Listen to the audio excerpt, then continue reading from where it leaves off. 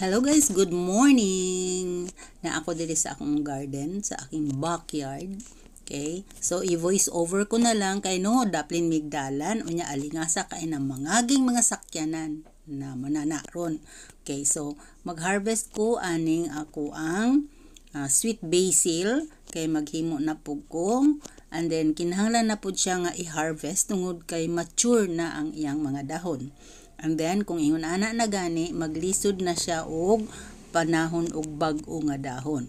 So, kinahanglan siyang i-harvest na siya. And then, ang uban ani himo na kong tea, ang uban ani himo na kong juice, ang uban ani akong preserve kay for the future use.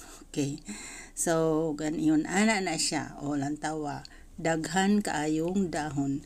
Dagko kaay siyang dahon. Kinahanglan na siyang i-remove tungod kay dagko na siya kaayo. Muna siya ang akong sweet basil. Daghan kaay siya gamit guys. And then, daghan siya og health benefits. So, kung gusto nyong mahibalo, i-research nyo na lang. Kinahanglan nga kamo mismo mo ay makabasa. Okay? So, pwede nyong gamiton ni siya sa inyong mga luto, nga mga pansit, mga bihon, mga unsa pa diha. Kay lami kay siya og taste og sa aroma pa lang daan, Diyos me. Gusto na nimong mukaon. Oo. So, muna siya akong gigamit kung magpansit ko, kung magbihon, kung basta mga pasta. And then, mostly, kada adlaw, kahimo ko og juice or tea. It's either hot or cold na siya.